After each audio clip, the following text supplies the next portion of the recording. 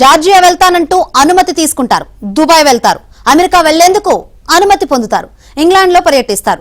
2 రోజులు సెలవులు వస్తే అనుమతి తీసుకోకుండా చెప్పా పెట్టకుండా స్వీడన్ చెక్కేస్తారు. ఇవన్నీ ఎవరో అంతర్జాతీయ డాన్ చేసే విన్యాసాలనుకుంటే పొరపాటు. ఆంధ్రప్రదేశ్ క్యాడర్ కు చెందిన సీనియర్ ఐపీఎస్ అధికారి వైపీఎస్ ప్రముఖుడు పివి సునీల్ కుమార్ లీలలివి. ఫలితంగా రాష్ట్ర ప్రభుత్వం ఆయన్ను సస్పెండ్ చేసింది.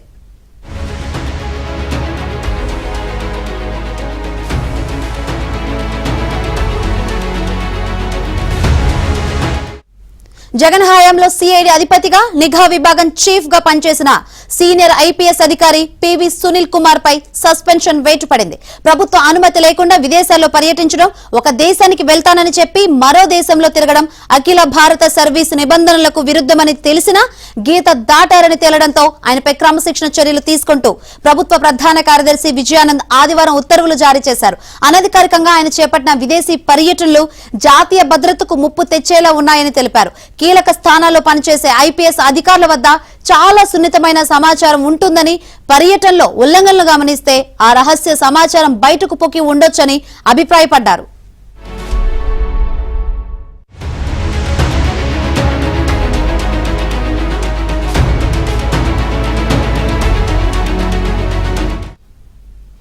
వేల కోట్ల రూపాయల ఆర్థికపరమైన కేసుల దర్యాప్తు, విదేశాల్లో దాక్కున్న నిందితులపై విచారణలు సిఐడి పరిధిలోనే ఉంటాయని ప్రభుత్వం తన ఉత్తర్వుల్లో గుర్తు చేసింది.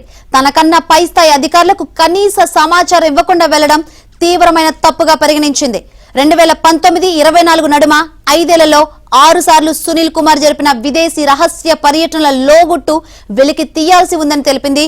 ఈ నేపథ్యంలో విచారణ పూర్తయ్యే వరకు విజయవాడ వదిలి వెళ్లొద్దని ఆయన ఆదేశించింది.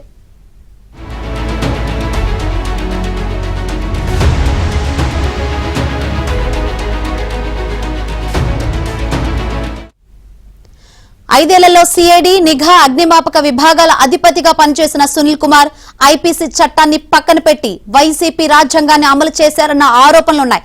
ఆయన తీరుపై విచారణకు గత నెలలో రెవెన్యూ శాఖ ప్రత్యేక ప్రధాన కార్యదర్శి ఆర్పీ సిసోడియాను ప్రభుత్వం నియమించింది. Sunil Kumar all India services rules ఉల్లంఘించినట్లు విచారణలో తేలింది. ఐపీఎస్ అధికారులు ఎప్పుడు విదేశాలకు వెళ్లినా ప్రభుత్వం నుంచి ముందస్తు అనుమతి తప్పనిసరిగా పొందాలన్న చైన్ ఆఫ్ కమాండ్ ప్రోటోకాల్ ను ఆయన పాటించలేదని వెల్లడైంది. దీనిని క్రమశిక్షణ రాహిత్యంగా పరిగణిస్తూ డిసిప్లిన్ అండ్ అప్పీల్ రూల్స్ కింద ప్రభుత్వం సస్పెండ్ చేసింది.